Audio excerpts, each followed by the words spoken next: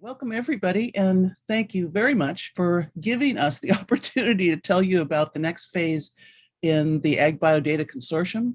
We are announcing our new NSF-RCN, Reimagining a Sustainable Data Network to Accelerate Agricultural Research and Discovery. We thank NSF very much for this funding. I think this will lead to great things. We also want to thank USDA, who funds a number of our databases and has been very supportive of the AgBioData initiative over the past few years. Next slide. This is just a brief agenda, what we're going to talk about today. I'm going to give you a quick introduction to AgBioData. Then Ava Hawala will tell you more details about the RCN grant. Then Monica Polchow will talk about the concept of working groups. This is how we actually do the work of AgBioData. And our first few working groups will give a very brief introduction to what we're doing in each of those groups, or what we plan to do in each of those groups. Then Lenore Reiser will tell you about opportunities to join and discuss our first virtual meeting in mid-February of next year and some conclusions. And next slide. We want you to put your questions in the chat box. We realize that this meeting, we are going to be giving you a lot of information, and we definitely need to talk together and get your feedback and information and have a two-way communication. And most of that will be happening subsequently, especially in our February meeting, which will be virtual in a couple days. But for now, put questions in the chat box and we will try to get to them at the end of the discussion, at the end of the presentation. So next slide. So what is AgBioData? Well, in 2015, scientists from about 15 agriculturally related genetic, genomic, and breeding databases got together at the Plant and Animal Genome Meeting to discuss how we could work together to solve common problems in a consistent and systematic way. Next slide. So what we knew is that data is important. Freely available data is critical for scientific discovery and reproducibility. Nobody disputes that. Since the 80s, databases store and allow access to data and establish standards for data storage, description, access, and sharing. So data it's starting to get bigger and bigger. At the same time, data curation has become increasingly important as the volume and complexity of data is increasing. And in the next slide, I'll show you this highly scientific graph. Whoops, the today should be on the other side, because you can see I labeled the axes that in the green line, the volume and complexity of data in the last 10, 20 years has really increased exponentially.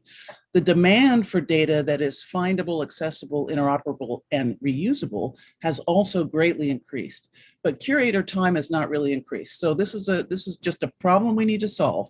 So next slide. That's why we got together and we thought if we could work together to solve common issues, we could leverage the valuable curation effort and create a more uniform user experience. If we could sort of standardize things across databases and make all data more fair. So we established some initial working groups. We established monthly seminars, which continue to this day. This one is one of those monthly seminars. It's the first Wednesday of every month. We had an in-person meeting in Salt Lake City where we really broke into groups and did a lot of work. It was a couple days. We identified the top 7 priority issues and working groups to tackle those issues. And after about a year of work, we published a very extensive white paper addressing these 7 issues and recommending best practices. Next slide.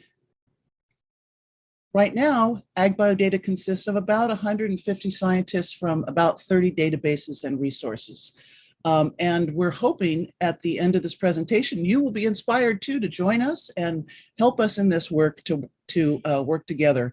A lot of the ideas you're going to hear in this presentation, I think, are really good ideas, but the way that they're not going to happen by magic. We all have to put in a little bit of work so that in the future, we will have a more streamlined process for curating fair data.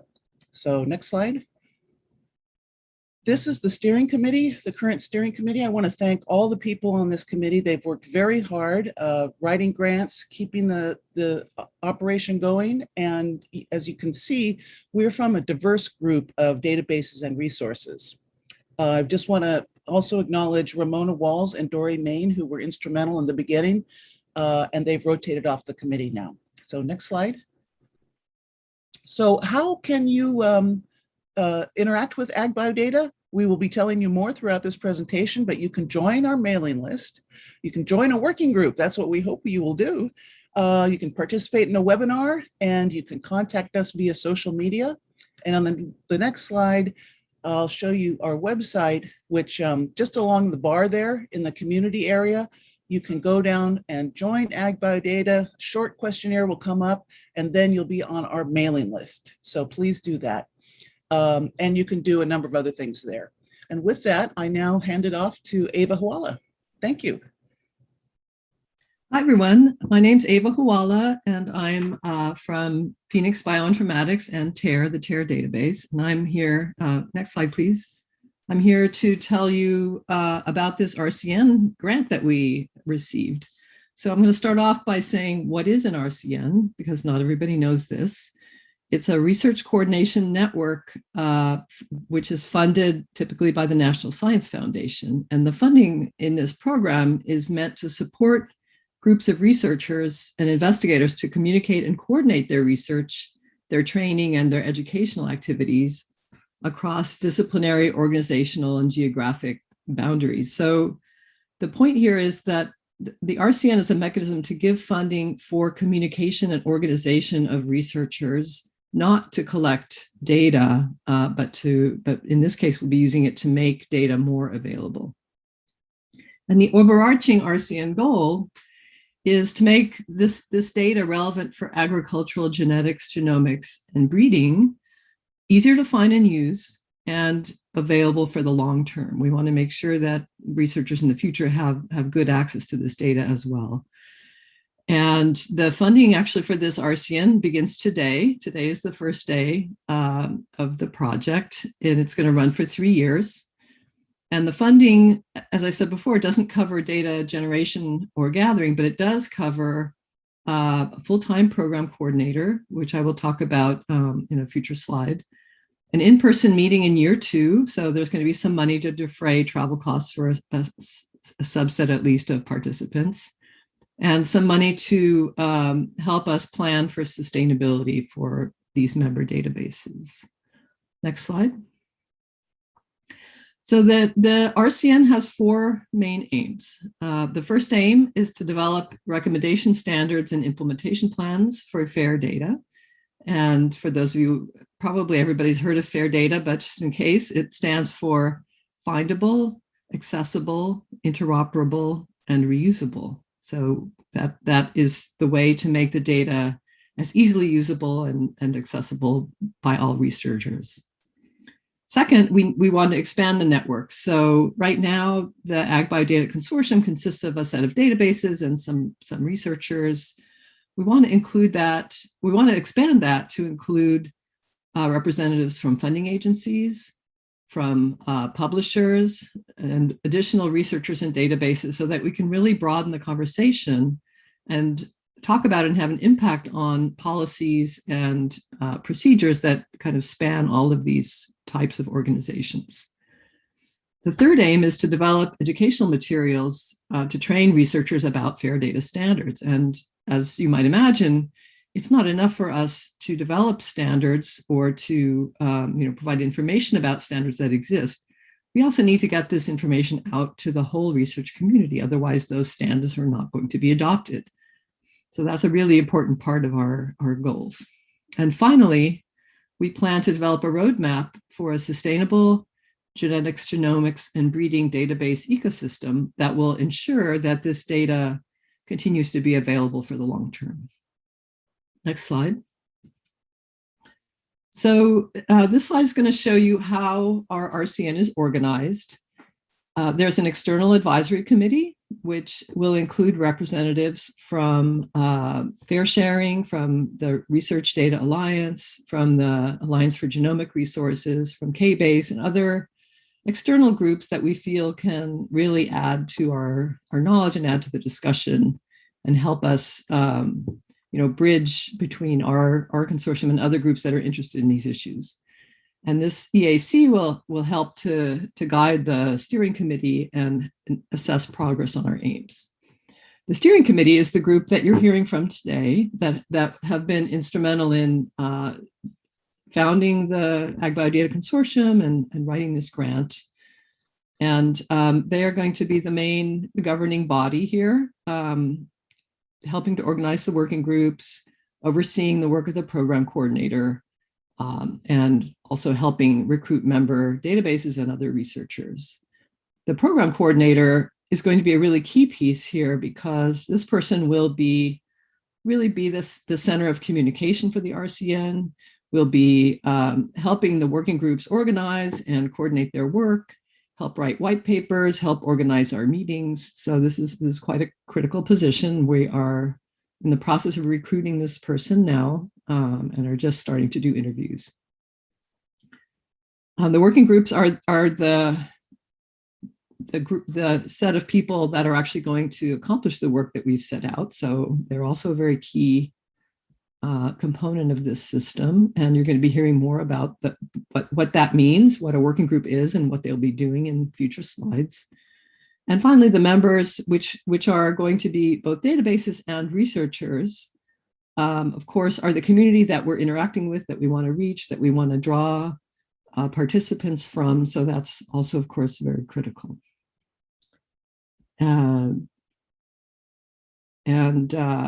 I think that's it for me. So I want to turn it over now to Monica Polchow, who's going to tell you more about the working groups and the workshops. Monica? Hi, thank you, Ava. I'm Monica Polchow. I am a geneticist with the USDA National Agricultural Library, and I'm here to talk to you about the work of AgBioData of this RCN. So how we envision achieving the aims that Ava just presented in her previous slides. So there's going to be two main pillars of work, as so to speak, for the work. The first one that I will introduce here are the workshops. So we have planned 3 workshops during this RCN, one for each year of the 3 years. And the purpose is really to bring the larger AgBioData community and the network together, to report on working group progress that has occurred throughout the year, to share and develop ideas. But we feel this is also a great opportunity to really get the synergy of this entire group together to communicate and come up with perhaps new grant proposal ideas as well. So this is going to be a very important component of the activities, and we encourage you to participate when those come up. We expect to have them in February of each year of the grant. They will be 2 to 3 days each. The first and third will be virtual, so online, and the second will be in person, as Ava mentioned earlier. So please stay tuned for details about these important opportunities for us to connect and kind of galvanize the working groups that I'll talk about in our next slides.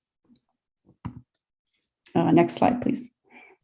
Thank you. Okay, so the next pillar of our work is going to be the AgBioData working groups. So what these are, we're defining them as a group of AgBioData RCN participants that will work regularly together to define and solve a problem. And we envision two main groups of working groups. There's going to be a number of them. The first set we're calling issue working groups, and these are going to be the people who will tackle all those issues that come up as database providers, as curators, as software developers, as researchers, the problems that we have run into and have identified as these things are key to impeding us to doing our work effectively, to having fair data to move between our databases and to researchers.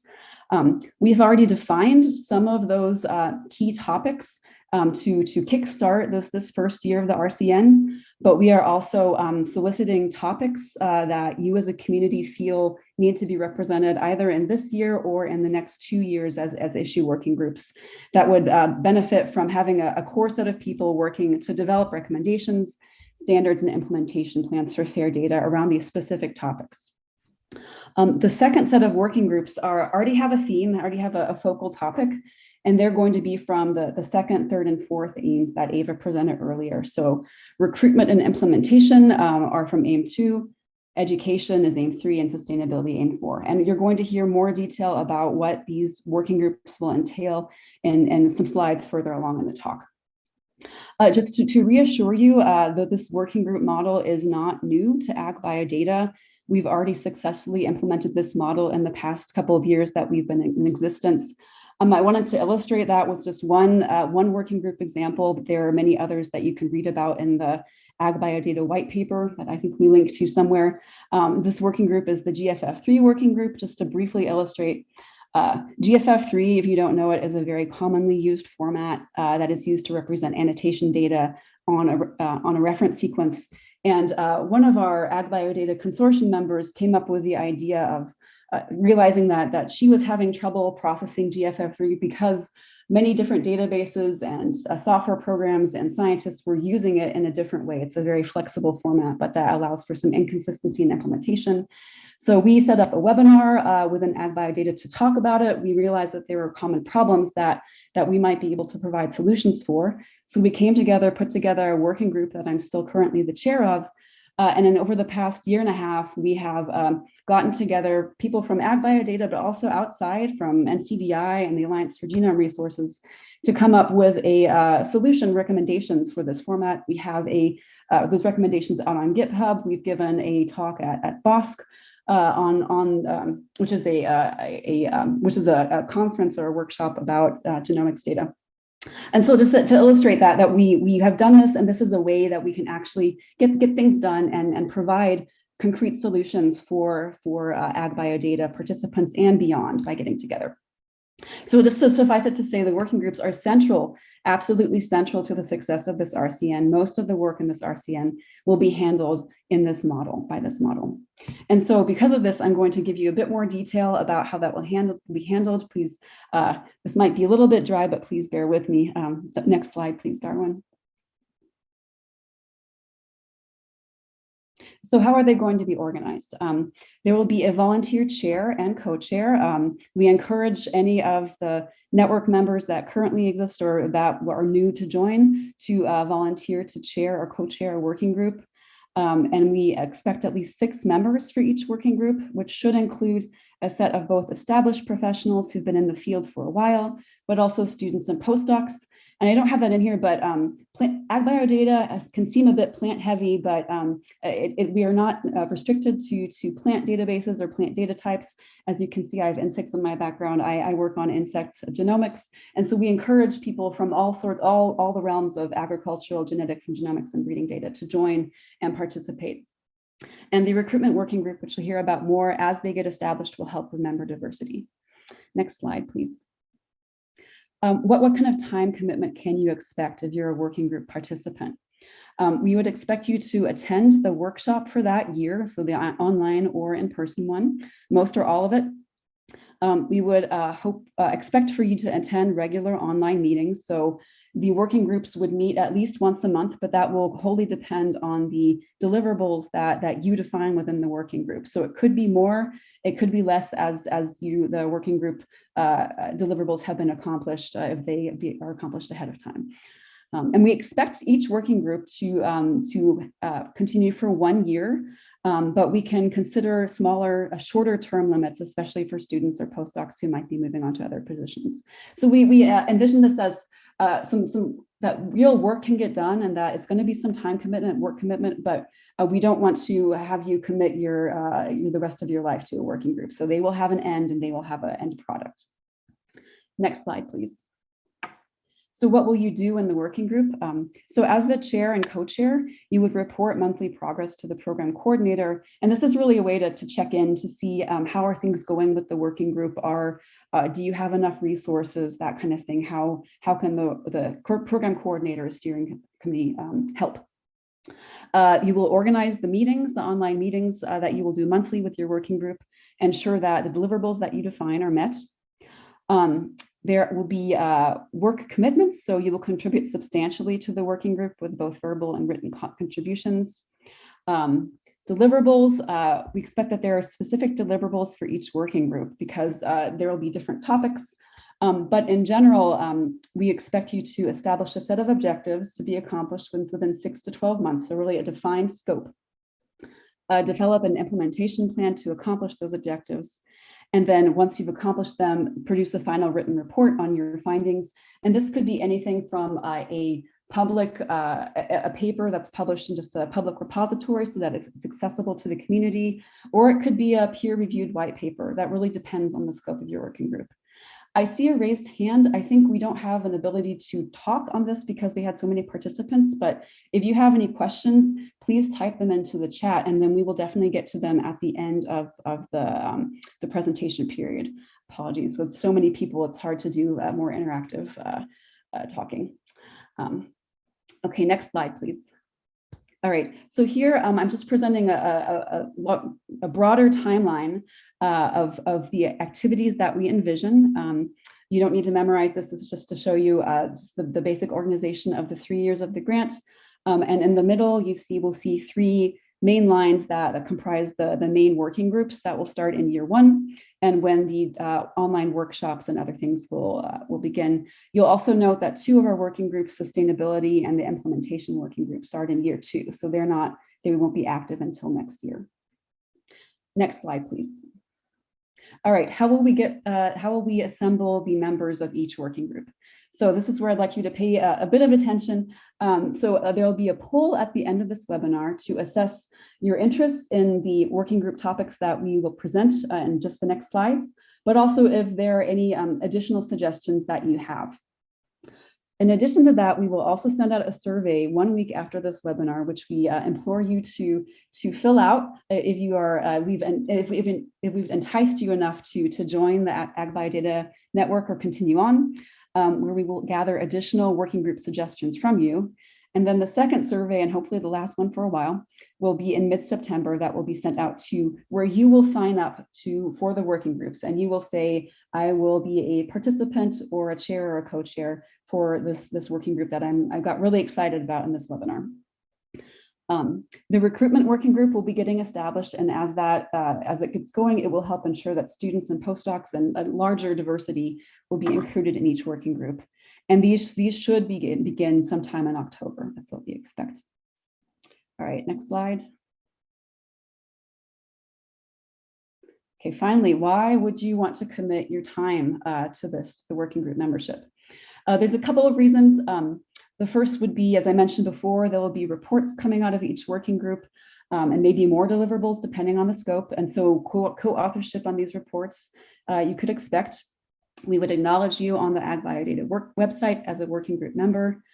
We also think that this is a really great opportunity for you to network with colleagues and develop new collaborations and new ideas, colleagues that you might not have interacted with before because of the unique composition of this RCN. And we're really hopeful, and we expect that there'll be ideas that will lead to new grant proposals, either under the AgBioData umbrella or beyond. So we're hoping that this will help galvanize more ideas and more support for fair data. Students and postdocs that are on, you are especially welcome. This is a great opportunity to expand your professional network. And finally, as the database managers, data curators, PIs, software developers, and researchers that we are on this call, we all probably have experienced problems with data management and not being able to access data or that kind of thing. And if we contribute to the larger goal of making this process work better within the scope of AgBioData, we will all contribute towards better data management for your research community and hopefully make your lives easier and also for your colleagues. So I think that was my last slide. So actually, no, wait, I have one more, please. Thank you, Darwin. So next, we're going to introduce the topics of each working group. So it can be one slide, a brief introduction of each one. So take it away, Lisa. Thank you, Monica. Next slide. So first, I want to say, just so you know, that this presentation is being recorded and you'll have access to it later. So if you want to go back over something, that will be available to you. So this is an example of one of the working groups we're starting up, a genome nomenclature working group. So the issue is that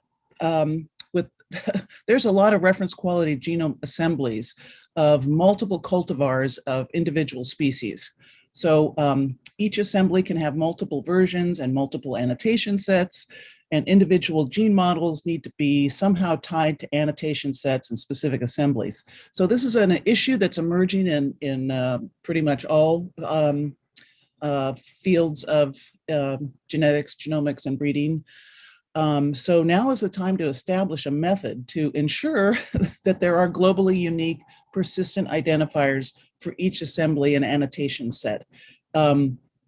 This is an example of a working group that might last 6 months, but I think the work of this working group would be to get buy-in or establish some standards and then get buy-in from the larger community. So I hope you will join me in this working group. Woohoo! Next, on to the next one.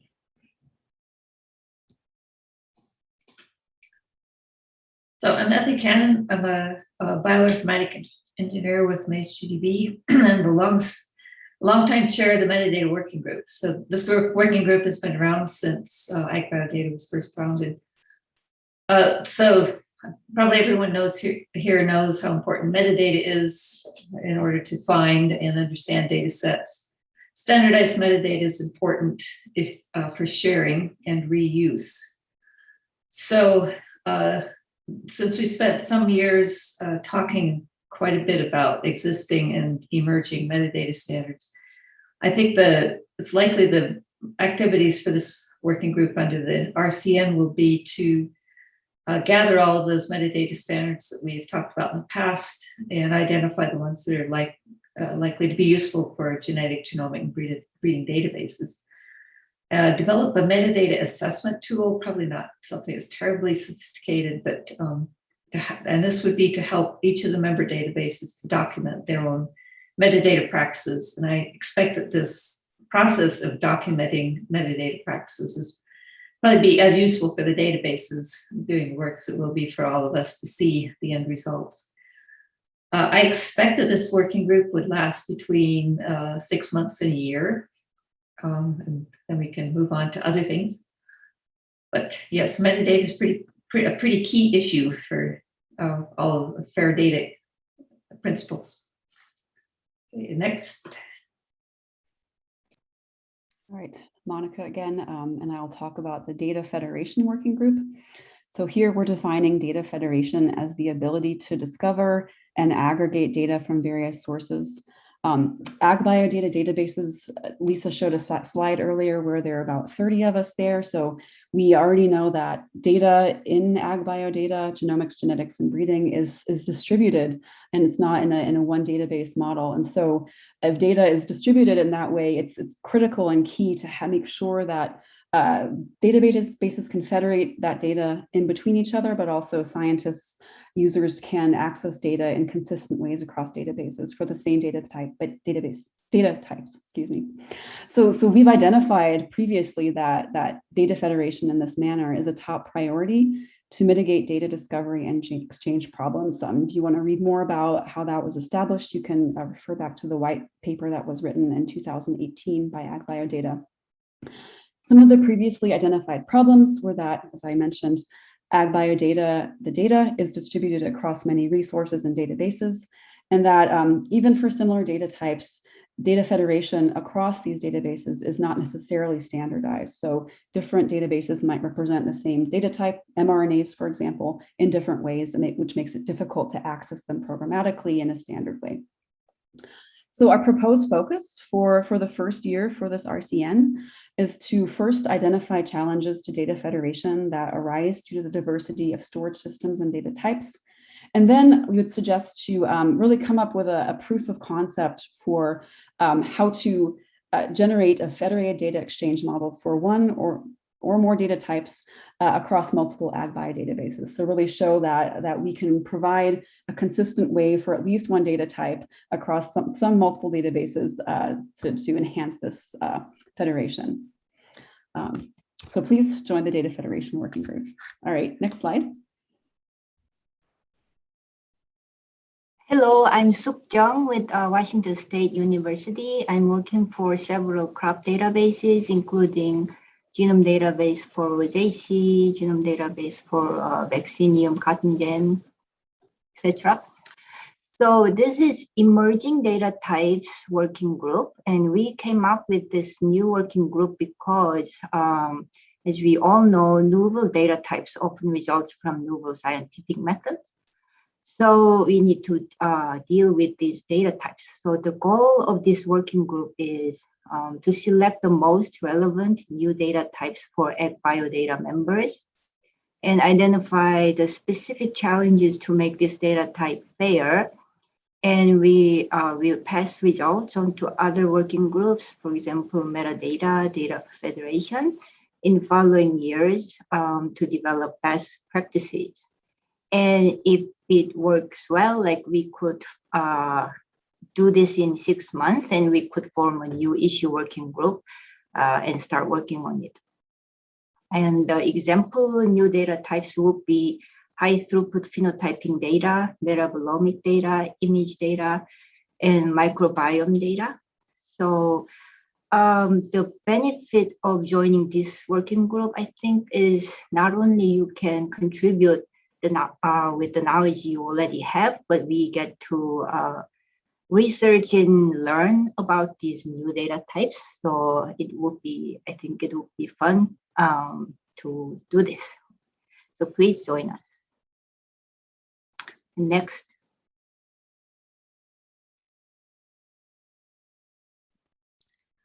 Hi, my name is Jacqueline Campbell. I work for the USDA, specifically on the soybase.org database, and I'm introducing the recruitment working group. This is the main aim of this is really is aimed to expand the key stakeholders and to really broaden the participation in the AgBioData network. Our main focus really will be to really work on diversifying and including more people from different areas to come and have their voices heard within AgBioData, really working on underrepresented groups, even in junior researchers, especially graduate students and postdocs. These graduate students and postdocs are the ones that are really working with the data and know hands-on how messy it can be, and their knowledge and their input is important. So we would really start working with and start identifying relevant groups and organizations to work with. And then we would meet virtually, and most of the time it would just be in the beginning of the year. Like for example, in October here, meet, and it would be like short spurts of work where we would recruit data scientists, researchers, stakeholders for the working groups to help the current chairs, and the program coordinator would play a really important role with this. Then at the end of year 2, we would recruit people for the more publishers, more funders for the implementation working group. Next slide, please. The implementation working group will start in the first quarter of year 2. And this one is really important to look at both what has been established so far in AIM 1, what needs to be fair for different data types. So it's really important to bring in now the major funders and the private funders and the journals and data generators and basically people who use our databases to really figure out what is the best way to implement these ideas of fair, how to share everything fair, and just figure out what would be the best, effective strategies and mechanisms to teach and show and kind of ensure that fair data management continues on throughout, from now until forever, because data will never end. And then this working group will publish a nice roadmap for the funders and the journals and for the community at large to really encourage fair data compliance to show how important it is for the community. Next slide. Hi, I'm Meg Staten at the University of Tennessee, Knoxville. I work on the hardwood genomics database as well as a number of phenotyping mobile apps. I will be heading up the education working group. I think it's very important as this network expands and produces these great new standards and great new tools that we are able to get that into the hands of our researchers. And we see this as starting by producing a fair data management guide that is focused on researchers, helping them to find our GGB databases and figuring out which one they should be interacting with. Based on their various types of data, where should that data go? What are the general metadata standards? What are the file formats? And providing them with a checklist so that it's a little less intimidating. I think it'll be beneficial to all the GGB databases to participate because we can start general. We can develop kind of a data management guide that we can all use together. So that'll reduce effort for all of us, which is great. And then break out and delve into more specific data types. We also want to develop this into an educational curriculum that we could use either for kind of a drop-in module to graduate or undergraduate courses, or something that we could run as short workshops, perhaps at a conference or at different universities as like a summer workshop. And also this will be online so that people can do it at their own pace. So this will be a really exciting group helping people to kind of get a map ahead of them to figure out how to make their data fair. And we will be running these as summer workshops to trial the materials. So it should be lots of fun, and I hope you'll consider joining. Hi, so I'm going to tell you about the Sustainability Working Group. This is Ava Huala again. The reason we need a working group focused on this topic is that many databases struggle to maintain steady funding through using grants. And we want to ensure that this data that these databases manage is available for future researchers as well as the current ones.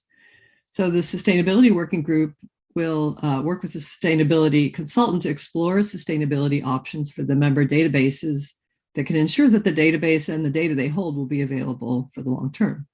And the activities will include helping to design surveys, writing a report to outline the current financial situation of the AgBioData members and the major issues they face, and also participating in designing a sustainability roadmap, which may include elements of combining operations to include efficiency, pursuing policy changes at the national or international levels to help ensure that the databases are sustainable, and also looking for additional sources of funding.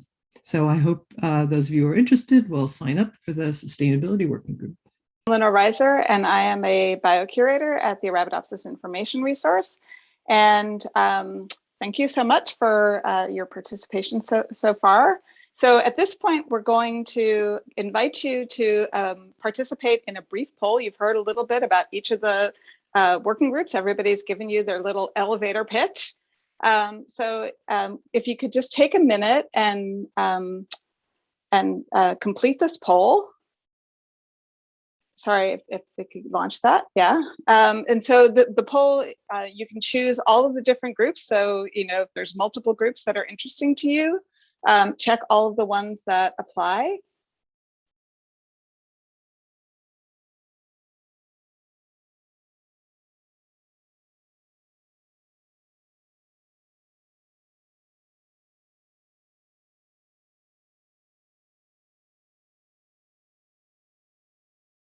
Emerging data types, excellent. That's good, because I think that's a really nice segue, actually maybe into the next question, right? So we have a nice distribution of things, which is that we now want to give you an opportunity to tell us what you think about working groups that you think would be important for AgBioData coordination network to have. So if you can do that by adding your suggestions in the chat, we would be grateful. And then we're going to use this information in our follow-up questions.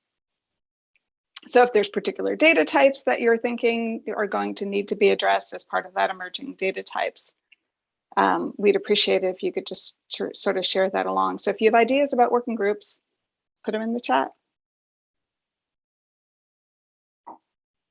All right, ontologies, woohoo! And for Any anyone who questions? didn't see the chat, there's a chat button at the bottom of your Zoom screen. So just look in the middle there, it says chat.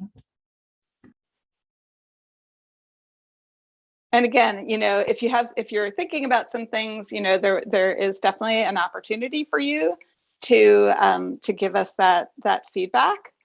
So as has been mentioned several times during this webinar, that we're going to be having our first working meeting, our first annual workshop, and this will be a virtual workshop. We're intending to have it somewhere in mid-February, probably around what's known as here in the US as Love Data Week. And this workshop is going to occur over a couple of days. I think just not an all-day thing, but a couple of hours, like 4 hours or so each day. And part of this is to set goals and establish new working groups, define the work of those working groups, memberships and chairs. Since there are working groups that are going to start in October, this will be an opportunity for those working groups to report on the progress that they've made so far, as well as to continue working together on that. And so, hopefully we'll also have some presentations maybe that'll help spur some thinking about important data issues. So look for that invitation to that virtual working group or virtual workshop. And then the next slide, our call to action. So next steps again is, continue to give us your feedback in the chat as far as working groups that you're interested in participating in. Please, your input is really essential and really valuable to us. So if you can take the time to respond to requests for feedback, we'd be really grateful. Please join a working group that's starting in October 2021 and come and attend the virtual workshop. We invite you to stay connected to us. Lisa showed you where you can go on the AgBioData website for membership information. If you're a part of a database or a resource that's not yet a member of AgBioData, please reach out to us, or if you're an individual, you can go ahead and register. We also have social media channels on Twitter, and we also have an active Slack network that you can join for more information. So next is now an opportunity for us to answer some of your questions. So there were a few questions in the chat so far. So if you have any other things that you'd like to ask, please go ahead and do so. So there was a question earlier about whether or not we would be interested in partnership with industry. And like as Lisa said, we're very open to working with whatever groups are interested in and share the same goals and objectives that we do.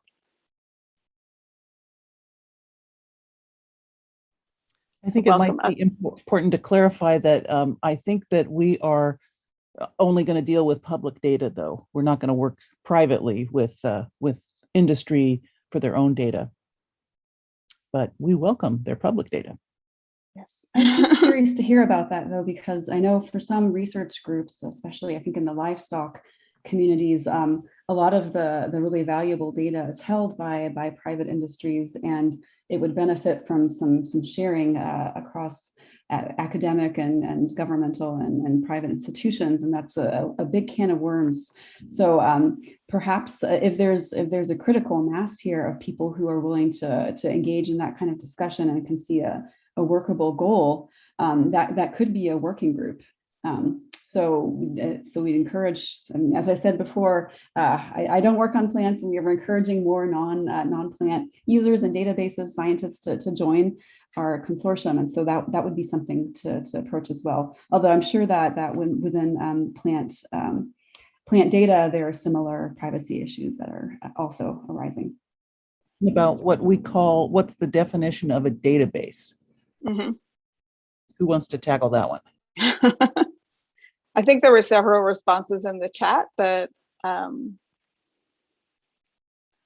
I hope that that response was satisfactory, though I think that we sort of broadly think about these things as digital resources, so not strictly a database. I think it's shorthand for us to refer to any of these resources that researchers are using, and they can be tools, they can be places to get data, they can be knowledge bases. Databases is just our quick shorthand to refer to all of those. It's not accurate, but there it is. Thank you for all the great ideas for working groups. There are a lot of good ones in there.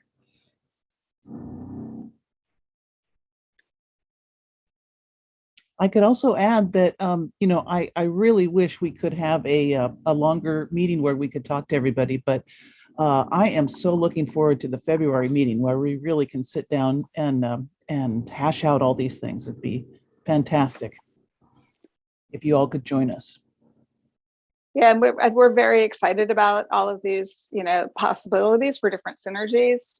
Somebody that's mentioned about, AG2PI. We're very interested in connecting because we know that a lot of our goals are shared by other groups. And so, rather than divide and conquer, we want to sort of, or not to rather divide and conquer or, work together rather than replicate the efforts of other groups, because there's so much stuff going on that, we need to really pull together. And I would also encourage everyone to take a moment or two to think about people who might not be on this call, who might be very interested in this AgBioData RCN, and forward the information to them, encourage them to also join. We would really value that effort from you to do that. I see there's another comment on AG2PI. So yes, I would love to connect. I believe we've already done that before, but yes, so this is a great opportunity for us to also envision and see where we have synergies with other groups, and where we might, for example, want to or not want to start a phenotypes working group if that work is already being covered by AG2PI. And it would be great if there were representatives who were part of both groups to help us manage that. Let's see, what other questions are there? There's a question: how many folks here work with variety testing data and are primarily phenotypic data? I guess whoever wants to connect with Julia on that can respond in the chat. I'm not sure what the answer to that is. I don't. So. There's a question about land management data.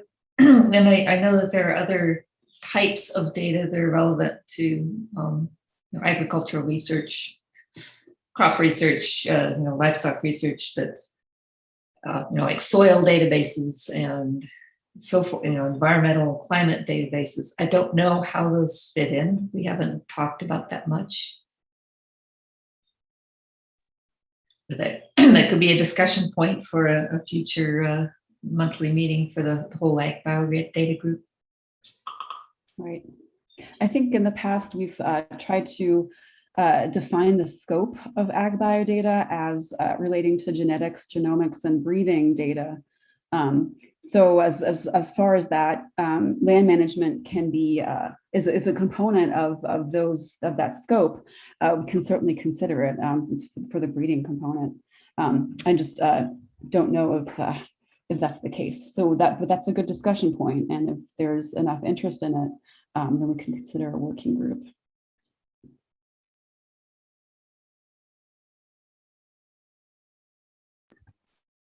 This may have been addressed, but there's a few questions about working with other consortiums that do very similar work. And we have contacts and ties with almost all of them, but we want to know, again, this could be another working group. We want to make sure that we are working in sync with them. We might be prudent to work together on some issues. So we are aware of there are a lot of efforts to basically get fair data. Yes, and we can also consider some of those organizations as we fill out our external advisory committee, because we have around 4, I think, in mind, but there's additional slots we could use to bring in those communities.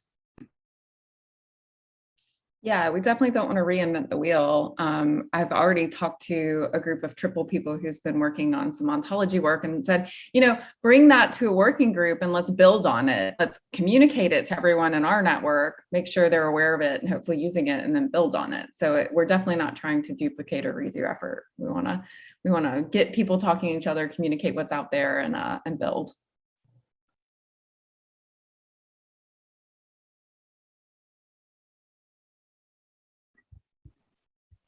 Any more questions? Dory says to please join the mailing list if you have not already done so, and I encourage that too. Then you can at least be part of the conversation.